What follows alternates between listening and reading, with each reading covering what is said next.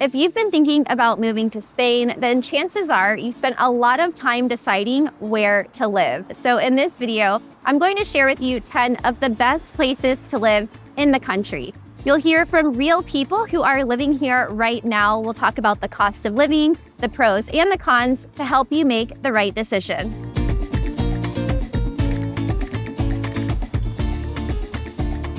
First up, we have Tenerife in the Canary Islands. Now, if you've never heard of Tenerife, it is a stunning volcanic island that's technically part of Spain, but sits off the coast of Africa. And here's why people love it. First, the climate. They call it the land of eternal spring. Temperatures here hover between 65 and 80 degrees Fahrenheit year-round. That means no brutally hot summers, no freezing winters, just perfect weather every day. Second, it's incredibly affordable. You can live comfortably here on around $1,500 to $2,000 per month, which compared to living in California or London, you're saving thousands. One thing that's really nice about Tenerife is the large expat population there. There's people from all over the world living on this tiny island, including tens of thousands of British expats. So the Canary Islands and Tenerife in particular is a place that you can get by without speaking Spanish. But on the downside, island fever is real here. So this is not a place that you can just hop on a train and go to another part of Europe. You need to take ferries to get to the other islands, or you need to fly to get back to the mainland. So if you want a home base that you can travel really easily from, then perhaps the Canary Islands isn't the place, but our next destination just might be. Next, we have Alicante on the Costa Blanca. Alicante is one of those places that just feels easy. It's relaxed, it's sunny, and it's become a magnet for expats and retirees, especially those from the UK, Germany, Scandinavia, Russia, and Ukraine. What makes it special is that you get 300 plus days of sunshine per year. You also have beautiful Mediterranean beaches and a cost of living that's still reasonable.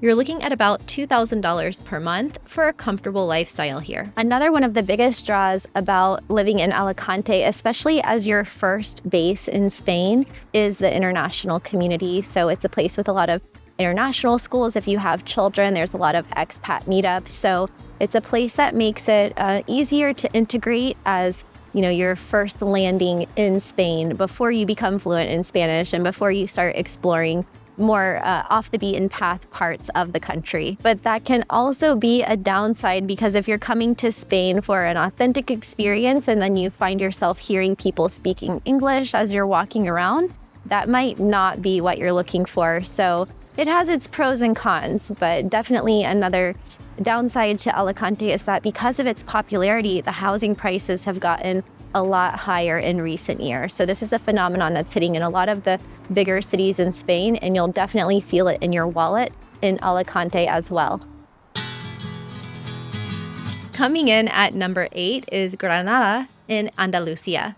Now, if you're a history buff, Granada might just be your dream city. This is home to the Alhambra, one of the most breathtaking palaces in the world.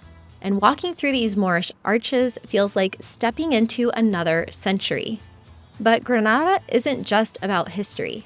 It's one of the most affordable cities in Spain. You can live here comfortably on around $1,800 per month, and Granada is also famous for its free tapas.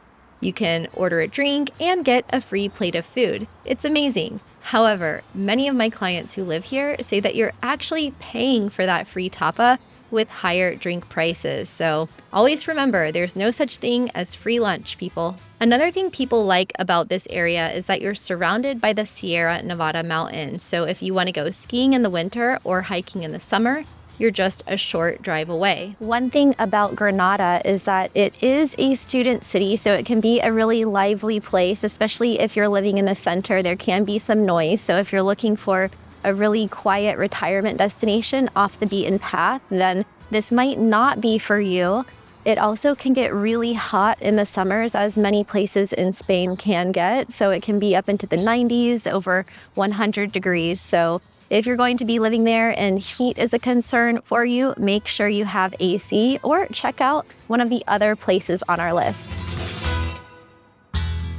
Bilbao is one of those cities that's really transformed in recent years. It used to be more of an industrial type of city, but it's really changed a lot with more art and culture, especially since they built the Guggenheim Museum. People love this area because the economy is strong.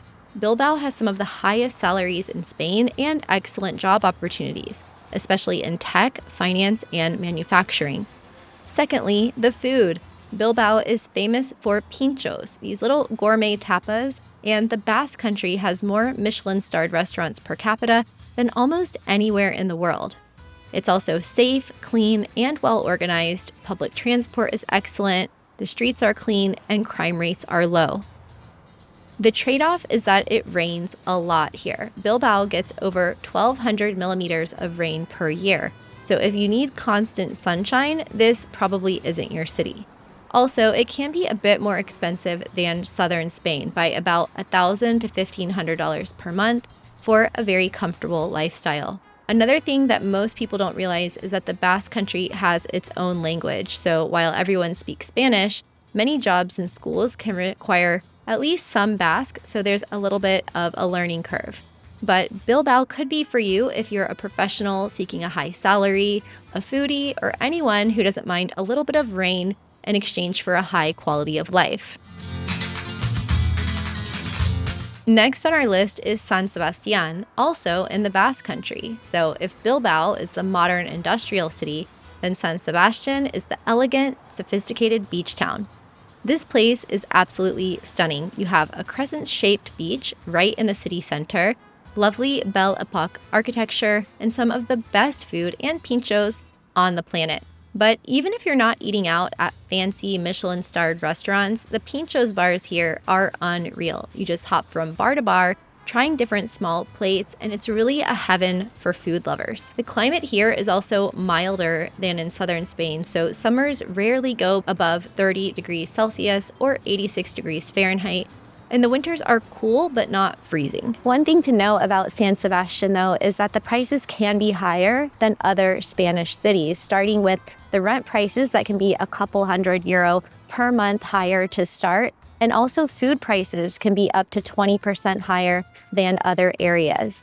As a trade-off, you get those really scenic views. You have the beaches, the green spaces, the walking paths with the Camino de Santiago meandering through there. So it is a really beautiful, idyllic place to live, especially if you're a little bit outside of the city center. You're really close to the French border as well. So it has a lot to offer for a little bit higher price, and it can also be a little bit harder to integrate with the community. You know, they're used to having a lot of tourism there, so it is a close-knit community that can be hard to make friends, especially if you don't speak Spanish. At number 5, we have Seville, the heart of Andalusia. Seville is synonymous with pure Spanish culture. This is where you'll find flamenco, bullfighting, Moorish palaces, and some of the most beautiful architecture in Spain. Walking through Sevilla feels like stepping into a movie, especially during Semana Santa or the Feria de Abril. What makes Seville so special is that it's the third safest city in Spain, and it also has incredible late-night culture. In fact, the city has more bars and clubs per capita than any other city in Europe. People here stay out until 2, 3, 4 in the morning. It's just part of the lifestyle. Seville has become much more popular to live in recent years, but it's still relatively affordable. You can live here on around $2,000 to $2,500 per month. But the big downside is that summers here are brutal. We're talking more than 40 degrees Celsius or over 104 degrees Fahrenheit. That makes it one of the hottest cities in Europe. So if you don't have air conditioning, it's almost unbearable here from June to September. And while there's a growing expat community, English isn't widely spoken, so you'll really want to learn Spanish to get by.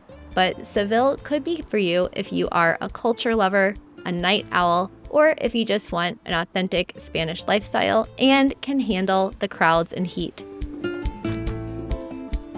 Now, Madrid doesn't have a beach like many of the other destinations on our list, but it does have pretty much everything else. It's the powerhouse of the country, so if you're coming here to look for a job, then Madrid is the place. I was just talking with a local the other day, and he said that he actually moved from Valencia, which is also on this list, to Madrid for job opportunities. But he also told me that the cost of living there is significantly higher. He actually pays 1,250 euro per month for an unfurnished studio in one of the nicest neighborhoods in Madrid, but he says it's worth it for the location and proximity to his office. So if you're thinking of moving to Spain, then Madrid is going to have one of the higher costs of living, but then again, you also have that trade-off for all of the amenities, restaurants, museums, and culture that Madrid has to offer.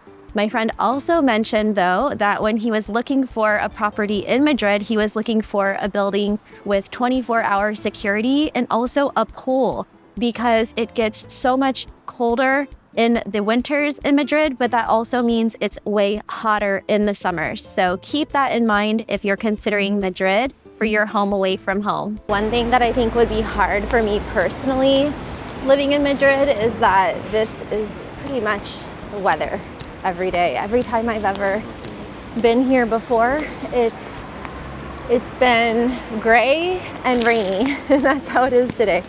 So gray and rainy and cold, or gray and rainy and hot. And I know that the weather's not always like this, but you definitely experience this type of weather more often in Madrid than somewhere like Valencia or Malaga or even Cordoba, which is closer to the coast. So if you're thinking of moving to Spain, there's definitely a trade-off between all of the city amenities that you get in Madrid and also the not as ideal weather compared to other parts of the country.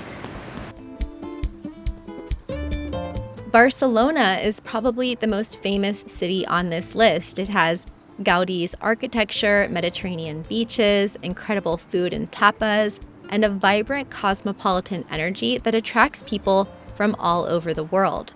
I love Barcelona because it's so diverse and international. You'll find people here from every corner of the globe. There's lots of co-working spaces, international schools, and a thriving startup scene.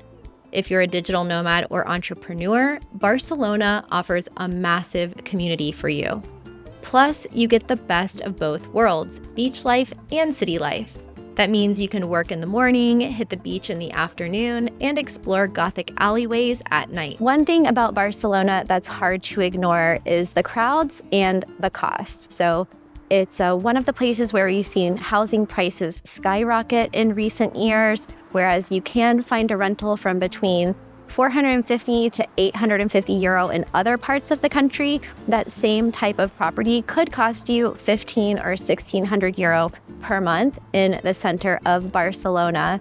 It's also a place where we've seen some of the anti-tourism protests in Spain because it is one of the main tourism hubs for the country. But if you're a digital nomad or young professional or someone who's really looking for that cosmopolitan atmosphere and you don't mind the crowds, then Barcelona could be for you.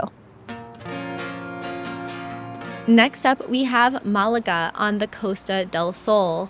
Malaga is actually ranked the #1 place in the world for expats to live by the Internation's Expat Insider Survey. So what makes Malaga so special? Well, first, it's the weather. With over 300 sunny days per year, mild winters, and sea breezes, this place is basically perfect. Second, the culture. Malaga is the birthplace of Picasso, and it has over 40 museums. But it's not stuffy. It has a really laid-back, relaxed coastal vibe where you can sip wine outside on a terrace and watch the world go by. Third, it's still relatively affordable, at least compared to other world-class cities. You can live comfortably here on around $2,000 per month, which includes your rent, food, and going out. Fourth, there's a big expat community. The Facebook group, Expats in Malaga, has over 80,000 members, so if you're worried about feeling isolated, you won't be. The catch is that Malaga's popularity is driving up prices, and in the summer, it also gets packed with tourists on the beaches, at restaurants, everywhere. And if you want to live right on the beach in a nice area here, you'll need to pay more, closer to $2,500 to $3,000 per month. But Malaga could be for you if you're an expat, retiree, digital nomad, or anyone who wants sunshine, culture, and a strong international community.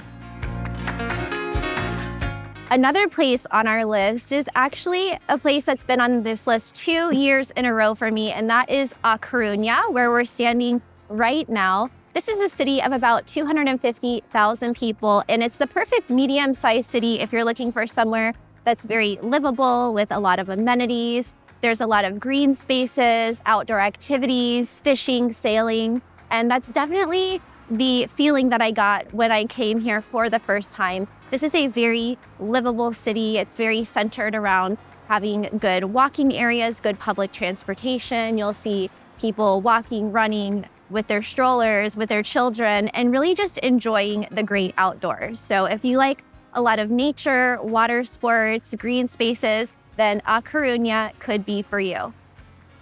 Some of the things that I love about just the day-to-day in Spain is just we take so many walks together, like in nature. We walk to get groceries, we walk everywhere, we get to bike everywhere. And for us, it's just really nice. Like my favorite thing is that nature is literally outside, like just a walk away. So we just get to be outside every day, especially because we have Winnie. It's just like walking, I think, is our favorite thing to do. Taking the bikes and going bike riding is really fun. Seeing the sunrise and the sunset from where I am. It's just, I take it really easy. Like I just journal, I draw, we listen to music. Like life is just about hobbies. The number one city on our list today was also ranked as the best city in the world for expats multiple years running, and that is Valencia. What I love about Valencia is that it's the third largest city in Spain, so it still has all of the culture and restaurants and amenities and nightlife and things that you could find in a city like Madrid or Barcelona, but it's not as big and busy and fast-paced, which can be a little overwhelming sometimes. People find this to be a very livable city. It's very walkable. It has amazing public transportation, and it's also a very green city. One of the greener cities in Europe. You'll see electric buses, lots of parks. It also has one of the largest parks in Spain. But everything that you need for your day-to-day life is here. It has one of the biggest fresh produce markets in Europe. The beach is just 20 minutes away. We went there yesterday and had some paella on the beach. It's also the birthplace of paella. So if you're looking for a nice livable place to go in Spain, then Valencia is the place. After a little bit of time in Madrid, we took a visit to Valencia and just loved it. The climate was great. The people are really neat. There's plenty of opportunity for culture here, as well as all of the little stuff, the little cafes. You can go to the beach, which is kind of being near the coast is kind of an important thing for us, even if we're not there all the time. Keeps the climate nice, keeps it breezy in the summer, so it's not quite as hot. And if you want to see what an actual day in the life is like for an expat in Spain, watch this video next.